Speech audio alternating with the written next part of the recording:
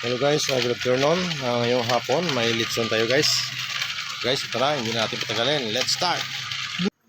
Ito na guys, nag-start na sa pag-ikot ang ating litson. So guys, kung makikita nyo, yung litson natin, yung apoy niya sa baba muna lahat. Ganyan lang muna guys, pag starting kayo. Para madaling maluto yung litson nyo. Pag pumula na, itabi nyo na yung ito na guys, pumula na yung litson. So, pwede na natin tanggalin yung apoy dyan sa baba ng litson natin guys. Itabi na natin para yung litson dandaan ng pagkalaluto niya. Hindi siya mabigla sa pagkaluto. Yung starting na muna, yung ganyan niyo guys. Para tansya nyo yung pagkaluto ng ating litson. So, tanggalin natin yung apoy sa gitna guys. Para dandanan yung pagkaluto ng ating litson. Ito na guys, kung makikita nyo, tinanggal ko na yung apoy sa gitna, sa gilid na lahat. Yan. Yan ang guys, pag litson ka, ganyanin mo pagluto. Pag pumula na, tanggalin mo yung apoy sa baba ng litson para hindi masunog yung litson nyo. Yan na yung mag-litson guys, para yung pagkaluto niya dandahan na.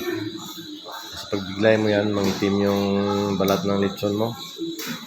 Dapat ganyan lang guys. Para maluto talaga yung litson. Yung iba nga magluto yung sa sa left side o right side lang yung apoy. Pero sa akin pinapaikutan ko kasi malakas yung ikot ng litson natin guys. Hindi yan masunog. Pag ganyan.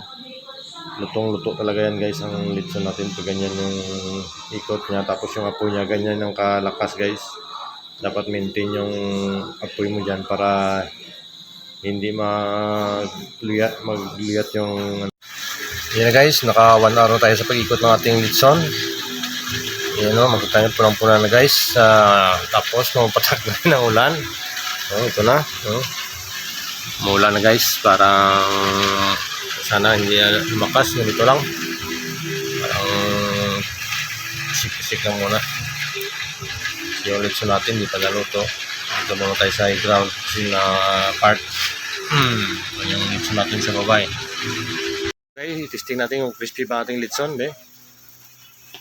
Abo, galupok-lupok na guys. Crispy na. Crispy na guys ang ating litson.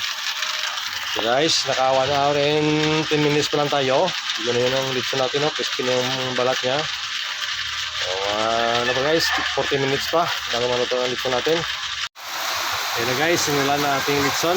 Makita yung sa baba naiakit na naman guys, yan ang litson na natin.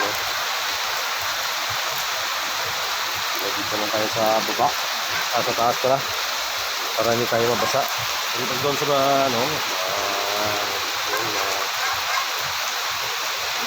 lakas yung asik ng tubig. Ito na guys, lumakas lalo yung ulan, pero kahit umulan, tuloy pa rin ang ikot ng litson natin. So makita nyo, malapit na yan maluto guys. Hintayin na lang natin umupa yung ulan para tanggalin na natin yung litson natin. Hindi siya madugay guys, tanggalin na natin yung litson natin kasi malapit na maluto yan. Ito rin yung tirada natin kahit malakas yung ulan. Hindi talaga naniwala yung ulan sa atin na hintayin maluto yung litson natin bago pumatak yung malakas na ulan. So makita nyo guys, ito na malakas talaga yung ulan guys. Pero sige lang, kahit ulan, tuloy pa rin ang ikot ng litson natin. Ayan guys, ang ating litson, ikot lang. Ito na guys, luto na yung ating litson. So pinagitna na natin yung apoy para lalong mag-crispy yung ating litson, yung balat ng ating litson. So tingnan nyo guys, lahat na ng apoy nilagay ko na sa baba ng litson. Tinanggal ko na yung sa tagiliran niya, pinagitna ko na lahat. Ganyan gawin nyo guys para lalong mag-crispy yung litson nyo. 5 minutes. Tanggalin na natin yung ating litson. So guys, luto ng ating litson. Hanggang dito na lang. Maraming salamat. Thank you and God bless us all.